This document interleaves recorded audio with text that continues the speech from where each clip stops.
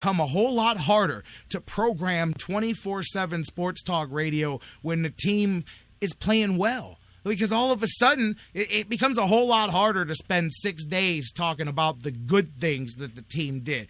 And then, Lord forbid, we might have to actually switch and look at what's going on with, the Browns, the Indians, well, now they're allowed to talk about the Cavs because LeBron's here. But, of course, before that, who knew that the Cavaliers existed? They were over there in the wilderness with the Indians wondering if a tree falls in the woods. Does anybody on the radio care to talk about it? So, now they're back in the discussion. But anyways, Lord forbid we have to start paying attention to other things. So you have to have drama. You have to have garbage because dysfunctional radio people believe that dysfunctional radio is what people want to listen to. And like I said, sum it up, we can't have nice things. We can't just enjoy the current situation. We can't just enjoy the fact.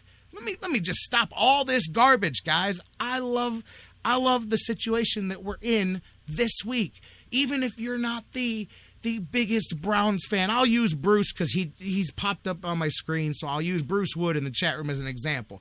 Far from a Browns fan at all. Not saying he never was, saying he isn't right now. But even he could enjoy the fact that the Browns are on a 2-game winning streak, both of which are impressive in their own way for both a record comeback and a huge defeat of the Pittsburgh Steelers, and now you have perhaps the very worst team in the NFL coming up this week.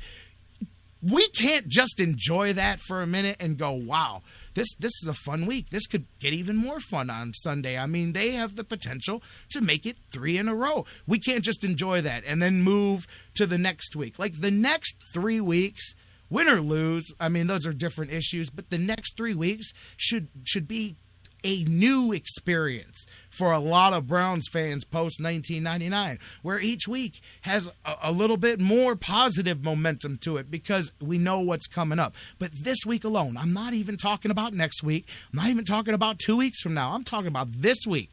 You just came back. One of the biggest comebacks in NFL history. You followed that up with rolling the Pittsburgh Steelers at home. Now, please jump in and tell me when if you guys have got a whole lot of memories of that happening recently, then let me know. Maybe this has become commonplace and we can be yawning and, oh yeah, show me something else. But I'm feeling okay. I'm not building a freaking statue. I'm not buying Super Bowl tickets.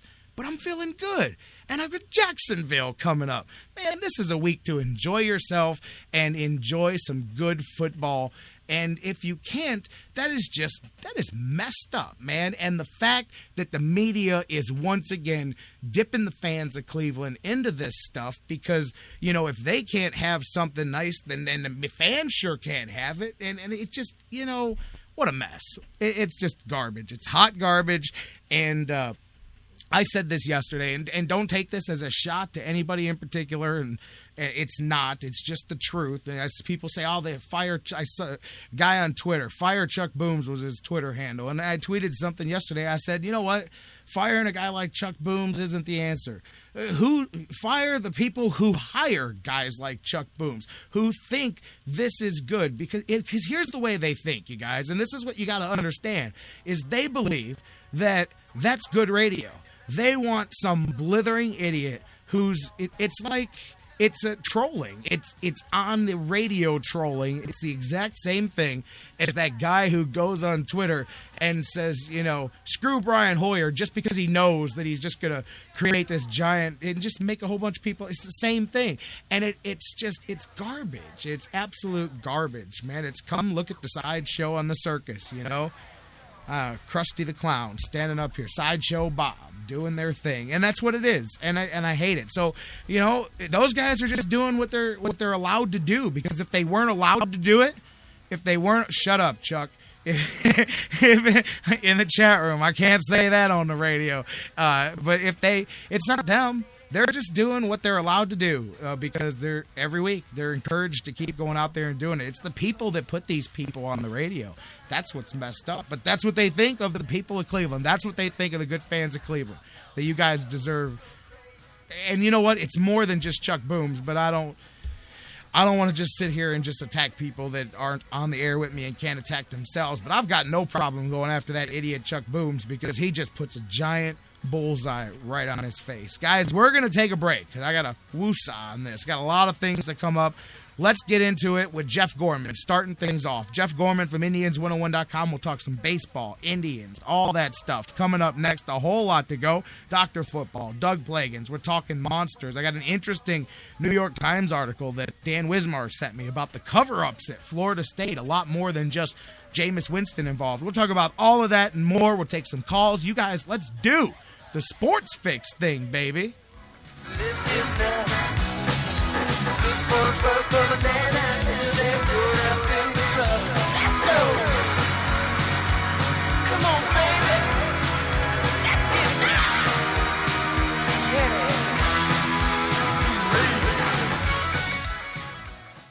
The Sports Fix, the show that asks the question, what you talking about, Lou? What you talking about, Lou? What you talking about? What you talking about? What you talking about, Lou? What you talking about? What you talking about, Lou? What you talking about? What you talking about, Lou? We'll be right back. You're listening to The Sports Fix. We'll be right back.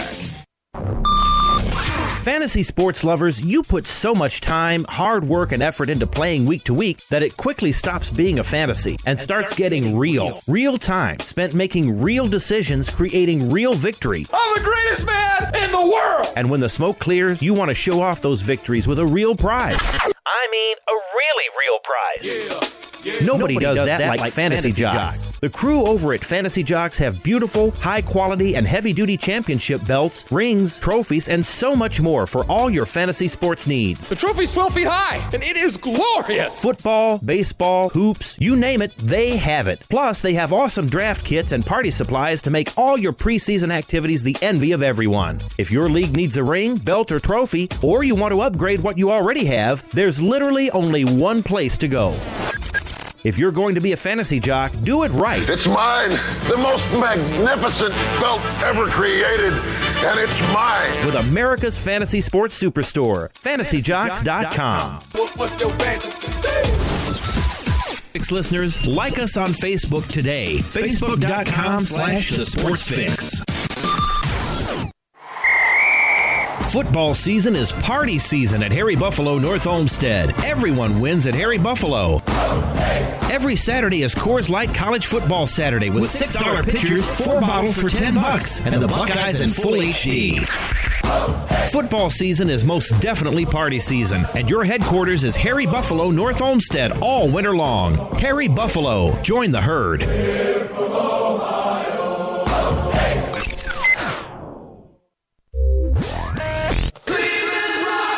Have you gotten your copy of Cleveland's Finest yet? Highlighting the best moments, players, and media members in Cleveland sports history? He won it! Elo hit a three-pointer on the sideline! In-depth personal interviews with some of the top names in Cleveland sports fill the pages of this incredible book. Cleveland's Finest by Vince McKee is this year's must-have book for every Cleveland sports fan. Available now at Amazon.com. Get your copy today. Hello, Cleveland. This is WWE Hall of Famer Mick, the Sports Fix. Yeah.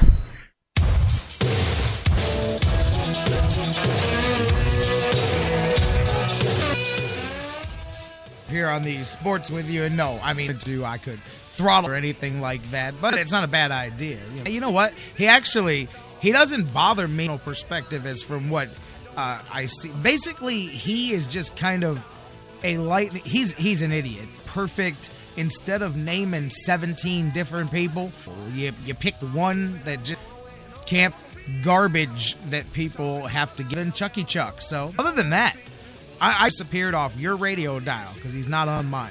But if he disappeared off your radio dial, never in my life would the word Chuck Booms ever come out of my mouth again. Never would. Never said it before he was an idiot on the radio. Never would say it afterwards, man. So there you go. I'm telling you, If I'd have known that hating on Chuck Booms would would make so many people happy. I would have publicly done it a long time ago. I couldn't believe that they hired that goof to begin with. But I've spent too much time talking about him. I got another message during the break. I'm like, man, talk about hot button. All right, rolling on with the show. Welcome back to the Sports Fix, the show where hopefully you think we got it going on. We try to do a little bit for everybody and just have a good time here. And getting ready to do that now because I know it's crazy because, I don't know. They barely talk about the Indians when they're playing, but we're going to shift gears and talk some baseball. We'll have a couple tonight in the baseball playoffs roll on. Jeff Gorman from Indians101.com. He joins us, and you guys are funny over there in the chat room. He joins us every Tuesday season. I know. Shocking, isn't it? And we talk Indians, we talk baseball, all of that. Jeff writes for Indians101.com, and he's here, like I said, on Tuesdays, going to the hotline now. You can't call because Jeff's there, but you can hit us up on Facebook, Twitter, and email. Facebook.com/TheSportsFix. Tweet with us at TheSportsFixCLE. Email us, TheSportsFix@AOL.com. On the Sports Fix hotline. I got to come up with a fancy little name for that somehow. But anyways, on the hotline now, Jeff Gorman, Indians101.com. How you doing, buddy? I'm doing great, J-Rock. I don't see how anybody who even remotely cares about Cleveland football could not be just still smiling from ear to ear right now. Right. But, this is a great day to be a baseball fan, too, because you've got a doubleheader of playoff games. It's going to be a lot of fun tonight. I know, because we're running out of them soon, too. I mean, both of these series are now 2 games deep, so, you may get some extended series here, but this is it. You've got these 2 and the big one, and that's it, and then there will be no more baseball. We know that. You hit the dark period, and, that, of course, means, and the other part of this subject we'll talk before we're off here, is it means teams are already knee-deep into getting their postseason plans together and all that. I definitely want to talk a little bit about the Indians and their payroll. I saw the Plain Dealer kind of broke it down a little bit. We'll get into that too. But looking at the playoffs, you and I haven't had a chance to talk here since the championship series have gotten rolling on both sides. So where are you at on this thing? Yesterday, Dan Wismar and I, obviously I'm sure we join a lot of people. Can't talk enough about the Kansas City Royals. I'm telling you, I still am not sure if they're going to lose a game until next season because they just seem like it's written in the cards for those guys over there. But where are you at with the first couple of games on each side of the playoff brackets? Well, it's really just amazing how the Royals just have had perfect timing about just getting really hot at just the right time. I mean, they've just mowed through the playoffs so far, haven't even lost a game, and they put themselves in really good position where they don't have to be perfect from here on in, but, they put themselves in such a good position. Of course, no team has ever lost their first 2 games at home and then come back to win since they went to the best of 7 format in the ALCS and NLCS. So, the Orioles would have to be the very first team ever to do this. It's going to be a very daunting task because they're going to play the next 3 games in Kansas City in a place that's a lot bigger than Camden Yards. And, of course, the Orioles, they've built their whole offense around the long ball with good reason, where they got guys like Jones and Nelson Cruz hitting the ball deep, where now the whole shift goes over to Kansas City where it's all about pitching and about defense. You're in a much bigger park, and that really plays to their strength. Plus, they have this 2-game advantage, and they've just got all the momentum on their side. Yeah, absolutely, and you've seen it. I'll tell you what, you didn't really touch on it there, but, man, the fact that they did it again in extra innings and in the last at-bat, and, I'm telling you, man, like, it makes it so hard, besides the technical stuff that you just said, to see how Baltimore is going to come back in there. They can't. Oh, real quick, before we even get off of the Orioles, while it's in my head, because you and I have had quite a few conversations over the past about our buddy Ubaldo, and did you see the reports yesterday that he was offered the chance to travel with the team for the championship series because he wasn't on the roster and he chose to go home instead? He flew home instead of sticking with the team. I said, well, there you go, man. That kind of says all you need to know right there about some guys, I know. That's really not a good sign. I'm sure that's not what they envisioned when they spent all the money to get Ubaldo and get him away from us. But ironically, they were able to make it a lot further than us with very, little, at this point, contribution from Ubaldo. You think if that's your job, but that's really the only thing you have to do in life is be a baseball player, and you think you would kind of stick it out and just roll along with them, possibly be part of a champagne-soaked celebration if everything goes, getting in your work in case you never know. The game goes, well, if we set the rosters, they might need him to be